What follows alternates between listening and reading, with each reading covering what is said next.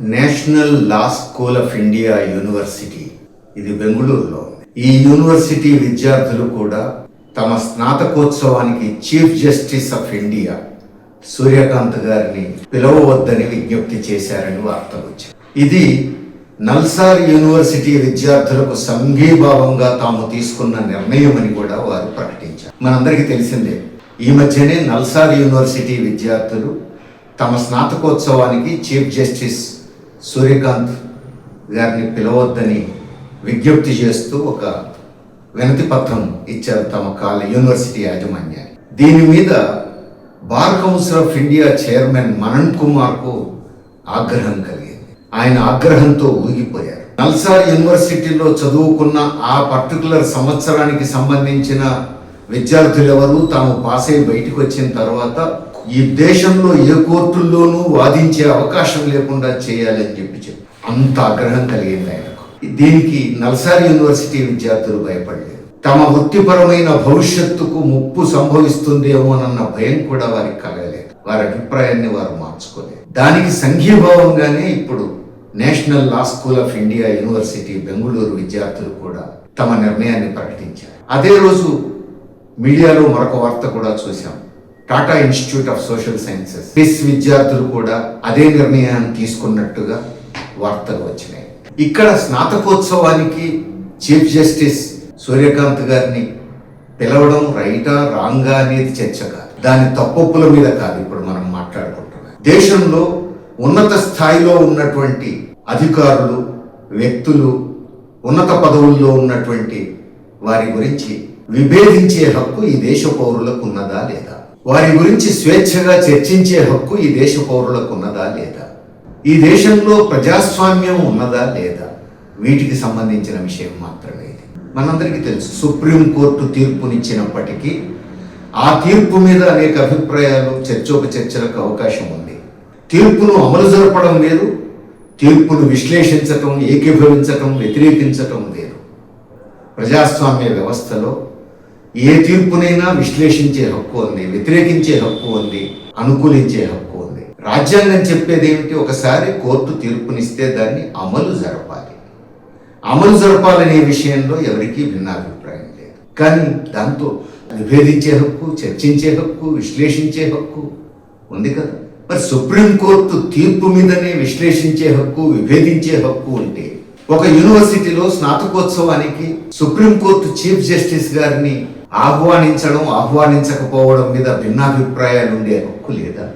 అయితే ఇక్కడ ఆశ్చర్యకరమైన విషయం, సుప్రీంకోర్టు చీఫ్ జస్టిస్ చాలా డిగ్నిఫైడ్గా ఉన్నారు, దీని మీద స్పందించలేదు. కానీ బార్ కౌన్సిల్ చైర్మన్కు ఆగ్రహం వచ్చింది, ఉగ్రరూపంతో ఊగిపోతున్నారు. ఈ విద్యార్థులు ఎవరు దేశంలో ఏ కోర్టులోనూ వాదించడానికి అవకాశం ఉండొద్దని చెప్తున్నారు. అంటే ప్రజాస్వామ్యం అంటే గిట్టనటువంటి పరిస్థితి బార్ కౌన్సిల్ చైర్మన్ వ్యవహారంలో మనకు కనపడతా ఉంది. అంతగా ఎందుకు ఊగిపోతున్నారు బార్ కౌన్సిల్ చైర్మన్? చాలా మందికి తెలియని విషయం, ఆయన బీజేపీ నాయకులు కూడా, బీజేపీ తరఫున పార్లమెంటుకు ఎన్నికైనటువంటి వ్యక్తి కూడా. అంటే బీజేపీ రాజకీయాలు, ఆర్ఎస్ఎస్ రాజకీయాలు వంటబట్టించుకున్న వ్యక్తి కాబట్టి ఇంతటి నిరంకుశ పద్ధతుల్లో స్పందిస్తున్నారు. మరి తాను బీజేపీ అయినా ఆర్ఎస్ఎస్ అయినా బార్ కౌన్సిల్ చైర్మన్ హోదాలో ఉన్నప్పుడు బార్ కౌన్సిల్ గౌరవాన్ని కాపాడాలి కదా, ఈ దేశ రాజ్యాంగ విలువల్ని కాపాడాలి కదా. ఒకసారి బీజేపీ నాయకులకు ఒక స్థానం దక్కితే దాన్ని ఉపయోగించుకొని తమ నియంతృత్వ పోకడాలన్నీ ప్రజల మీద రుద్దుతారా? ఎంతటి ఆందోళనకరమైన విషయం ఇది. అంతేకాదు, బార్ కౌన్సిల్ చైర్మన్ ఎంతకాలం ఆ పదవిలో ఉండాలి అనేది కూడా నిర్దిష్టమైన కాల పరిమితి ఉండాలని కూడా ఇప్పుడు విద్యార్థులు కోరుతారు. ఎందుకు? ఈ మనన్ కుమార్ గారు సుదీర్ఘకాలంగా బార్ కౌన్సిల్ చైర్మన్ హోదాలో ఉంటున్నారు. ఆయన ఎన్నికైనటువంటి కాల పరిమితమే.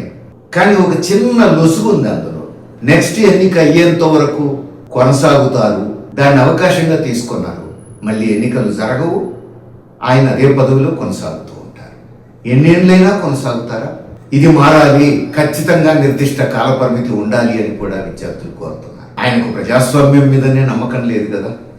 కాబట్టి ఆయన ఎంతకాలమైనా బార్ కౌన్సిల్ చైర్మన్ పదవికి కొనసాగడానికి సిద్ధంగా ఉన్నారు.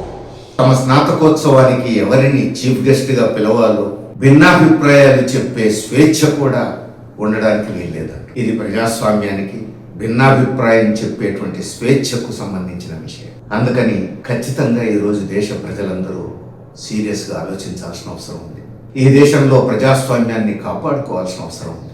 నల్సార్ యూనివర్సిటీ విద్యార్థులు తమ వృత్తిపరమైన భవిష్యత్తుకు ప్రమాదం వస్తుందేమోనన్న భయం కూడా లేకుండా తమ భిన్నాభిప్రాయం వ్యక్తం చేసే హక్కును అంత ధైర్యంగా ప్రదర్శించడం అభినందించదగిన విషయం. వారి అభిప్రాయం మీద ఎవరికైనా భిన్నాభిప్రాయాలు ఉండొచ్చు, దాని మీద కూడా చర్చ చేయొచ్చు, తప్పు లేదు.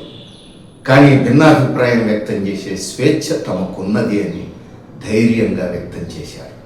వారికి అండగా నేషనల్ లా యూనివర్సిటీకి చెందిన విద్యార్థులు కూడా నిలబడ్డారు. ఇది ఒక సంఘీభావ స్ఫూర్తిని సరిగ్గా ప్రదర్శించడం అంటే ఇది. దేశంలో విద్యార్థులందరూ ఆలోచించాలి, ప్రజలందరూ ఆలోచించాలి, ప్రజాస్వామ్యవాదులందరూ ఆలోచించాలి. ఈ దేశంలో భిన్నాభిప్రాయం వ్యక్తం చేసే స్వేచ్ఛను కాపాడుకో, ప్రజాస్వామ్య హక్కులను కాపాడుకోవాలి, రాజ్యాంగంలో ఉన్న మౌలికమైనటువంటి ప్రజాస్వామ్యం లౌకిక విలువల్ని కాపాడుకోవాల్సిన అవసరం ఉంది. Bar council of India chairman హోదాలో ఉన్న వ్యక్తి ఇప్పటికైనా తన స్థానం నుంచి తాను తప్పుకొని గౌరవప్రదంగా వెంటనే ఎన్నికలు జరిగే విధంగా చూస్తే ఆయనకు గౌరవంగా ఉంటుంది,